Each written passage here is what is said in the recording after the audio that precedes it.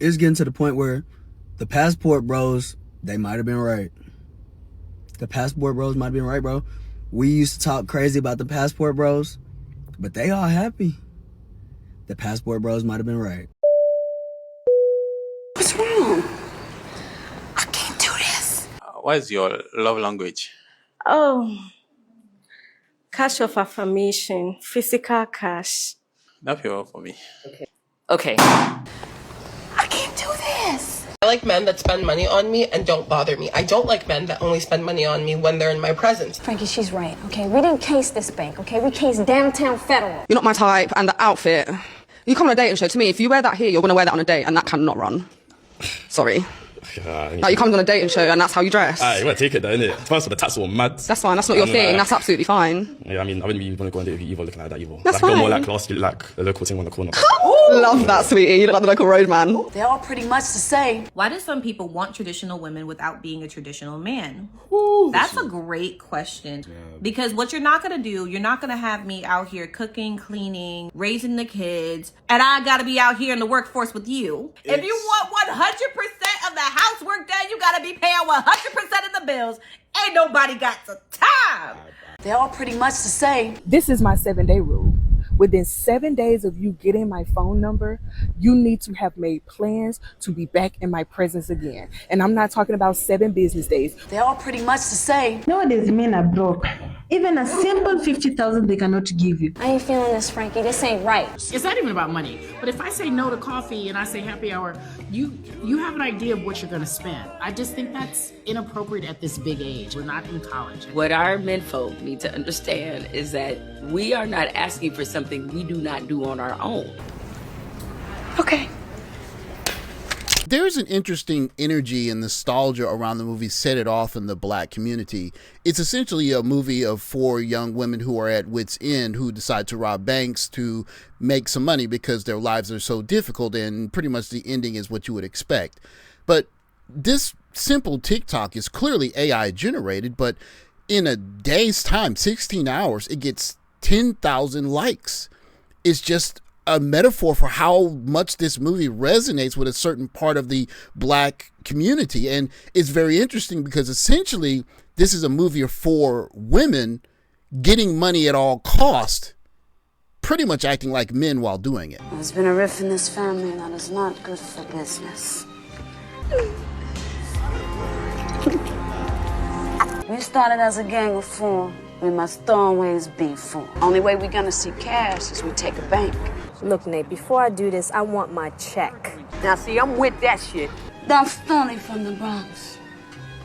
What is your opinion? The only way I can return to this family, we do this one more time. Hey, whoa, look. You not getting no check from me until I'm done, you understand? Leo Menza, no more funny-looking underwear for your little girlfriend. Y'all niggas done lost your mind.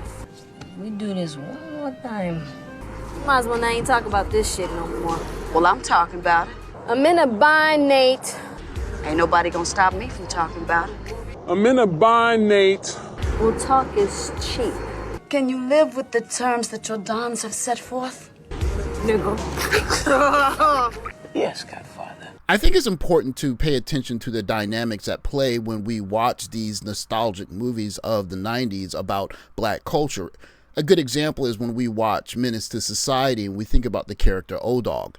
O-Dog is not really a character of many redeeming qualities, and so many of us are watching his character almost as if we're just watching some kind of foreign entity live his life, and just in awe of the fact that he doesn't really have any kind of respect for anyone, or just he seems to be an emotionless being that doesn't really have any sensitivity to the violence that he's creating. But when you watch Set It Off, these are essentially 4 young women who are going to break the law, but the story centers around not only them being masculine. You can hear all of the music in the background. You hear More Than Thugs from Bone Thugs and Harmony, but you also get a backstory that gets you to have sympathy for them, which essentially allows them to play both sides of the card. Most of the time in gangster movies or in gangster settings, there's just not a lot of empathy for the guys that are breaking the law, doing what they're trying to do, regardless of their situation. But in this particular movie, it shows that dynamic of, I'll do whatever I got to do. But, oh, by the way, I'm still a woman. I'm still a lady. I'm still special. And if you pay attention to this world of dating that we're in now, you could see how it's been set it off. Listen, I tell men, you're not a man if you don't pay 100% for everything. Only because, think about it, we come from women. We come out of women. We know exactly what women have to go through to even have us, right? So to treat any woman that you deem yours as less than is crazy. Think about it. You want a woman to go out there and work a job. You know, we don't even want to work a damn job half the time. You know, we get tired. Imagine a woman getting the same bullshit at work that we get, and then you expect her to come home, cook, clean, sex you, nurture you, feed the children, you know, do everything. That's not 50-50 for real. That's 100% on the woman, like 20% on the dude. We've talked about this before, the idea of like, when I get married, I do not want my husband to ask my father for my hand in marriage, and I don't want to get walked down the aisle. And I feel like, one, I'm not your property. That whole and everybody's idea, like, oh, well, that's not what we're saying. But that's where that's what it's derivative from. Yeah, like, no, like, you're not gonna, no, I'm not his property, and I'm not gonna become your property. You know what I mean? Like, you're not giving me away to him because I was never yours in the first place. How you think she like you if you ain't bought her no stuff? Like, where's the stuff at? Of the manosphere, I think, is a fear of how women can make them feel. If you can't like engage with a people's, then you just make them feel smaller, so you feel bigger. So, which ironically is probably the least manly thing you could do. Facts. Like, if you were really about manliness, you would want equality, because then it would be a fair competition. That's the irony. Are we fucking right now? What? Are we fucking right now? What do you mean? How do you get to the point of having sex? How do you get to that yes, point? What are you teaching? You decide. What are you teaching? I am teaching. What are you teaching? I am teaching that these are weapons used against gayness in the world. That? Who cares about a that? lot Are of people we fucking care about right that. now? Are we fucking? No, we're having a conversation. We're not fucking. These are so how are we getting to that point? Abortion to the how are we getting to that point? To what point? Sex. What are you afraid of? For me, they're truly disassociated, disconnected, and unhappy people who require the validation of men in order to survive. One of the advantages of being an only child and being around a lot of women when I'm younger is I don't feel a need to prove myself to other men. So within 7 days, if he's still texting you, he ain't sent you no lunch because he can't get to you, if he ain't sent you no flowers, or if he ain't planned nothing to have you back in his face, getting to know him in person versus in a text message, block his number. Surely the most grounded thing you could do as a man is not care what other men think. Facts. Yeah. You've got sons. Like, how do us as parents avoid our sons going through this trap of the manosphere? Like, Nowadays, men are broke. Even a simple 50,000 they cannot give you. They keep on complaining. I rather continue with my business. Men are broke. Yes. If I may ask, can you get that 50,000 by yourself without asking it from a man? Oh! No, you can't, right? You can't. Good. So before you call a man broke, make sure that your private part is not your source of income. I'm in a bind, Nate. In my head, I remember as a child, I was probably more influenced by how the adults acted than how they told me to act. So if I saw it modelled, I'd imitate. So it's on us. Like, so for example, I actually don't see that many men talking positively about women with no agenda. Like, literally just a straight thing of like, these are how amazing women have been to me in my life. Just doing it unapologetically. Mommy, you're acting like you're the victim. You're not the victim. I am the victim. Because I'm a single motherfucking mom. And I gotta take care of you by myself because ain't nobody else helping me.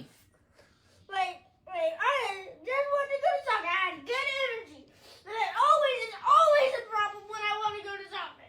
It's always a problem. See, let me tell you what it is. Like, if your son sees you being positive and rewarding and appreciative and devotional to a woman, then they're going to be Let me tell you what the problem is. The problem is you don't do what you're supposed to do. If you knew better, you would do better, and you will wake the fuck up at 9 o'clock in the morning or 8 o'clock, start on your homework, and then fold your clothes. First of all, number one, brush your motherfucking teeth. Our view of what a man is for so long has been so restricted. Bear in mind, you fear as a man being called gay, you fear being called weak, you fear being called a you fear all of these things. It's like fear. And you end up trying to be in this man club. And I'm saying that we should be redefining what the man club is. Now, number 3, educate your mind.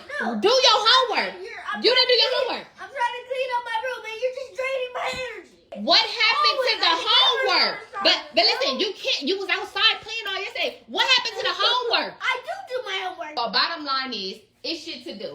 You ask for a plant, you don't even water it. The plant dead. That is what happens when you don't take care of your brain. So your homework is first. I don't give a fuck about the soccer ball, the soccer stuff. We can never ever do that again, and I would not mind. You just don't want me to play soccer when I want to play soccer. I actually let you do everything you want to do. You don't even want to rap no more. So get what you doing. You I playing do soccer. rap. I don't post nothing. I don't force you to rap. I do rap. Okay, but let me tell you something. When I'm losing followers, you're saying it's my fault. It is your fault because you're looking like a goddamn Mexican. You're not doing what you're known to do. So therefore, your page is not a soccer page. It's a rap page. It's a creepy good. So I don't post to do stuff that I like. I can't do stuff that I mean, you like. can do. I let you do everything you want to do, and that's the problem. Bobby, you're acting like you're the victim. You're not the victim.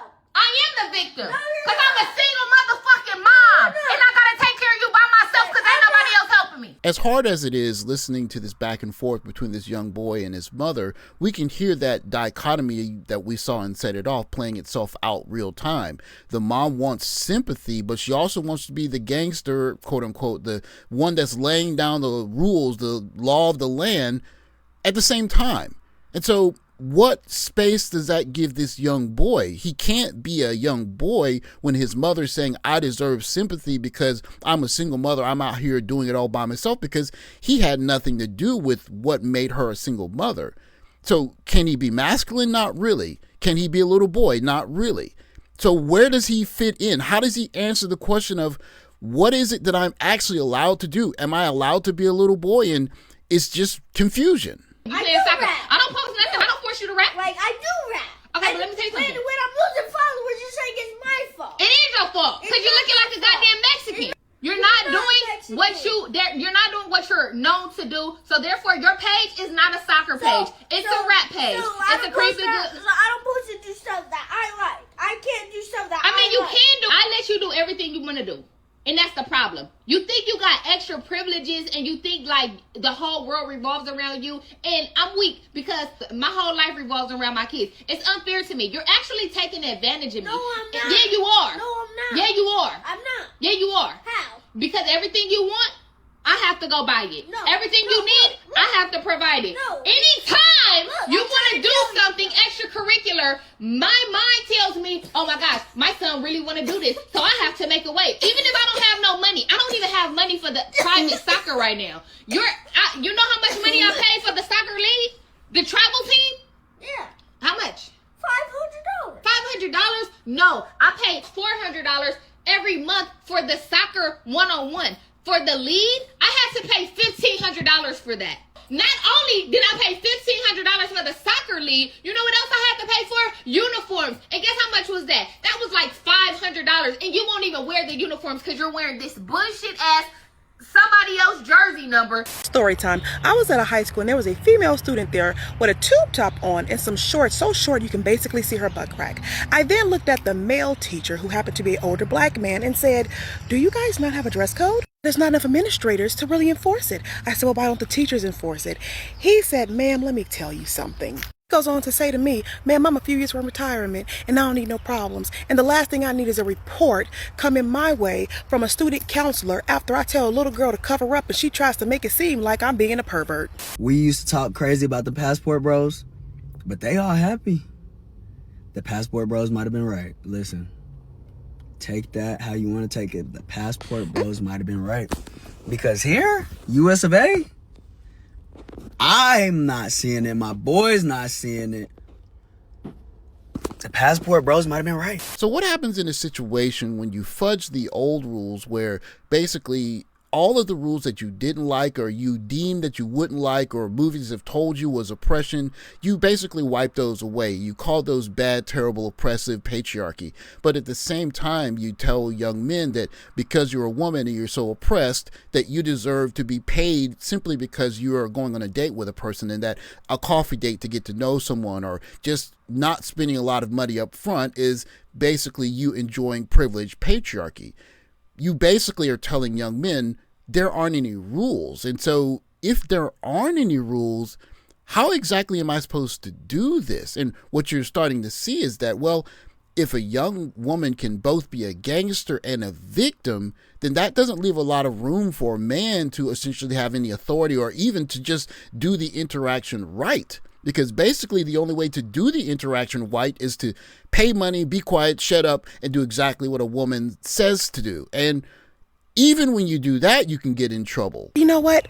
Why don't you call her mother? And he says, ma'am, with all due respect, only thing that's going to happen if I call that girl's mother is a larger version of her is going to come up here, dressed the same, with the same level of maturity and the same disposition, yelling at me saying I'm looking at her daughter. Oh, and that's not all. I know a male driver trainer that ended up training a female driver, and when he did not give her the green light, she went in there and told them folks he failed her because she wouldn't sleep with him. She couldn't bag up. And then when they asked her to bag up, because, you know, it's like about 80% of the job, guess what the heifer couldn't do? That's not all. I know of a man that was in management, and there was an employee who had been written up several times due to altering her uniform to fit tighter, claimed that she hurt her arm. And she went to this said manager, as most employees do when they claim that they are hurt, and he looked at her arm and touched her arm. And he was then written up to HR for inappropriate touch by this said employee who was almost out the door and being fired due to altering her uniform.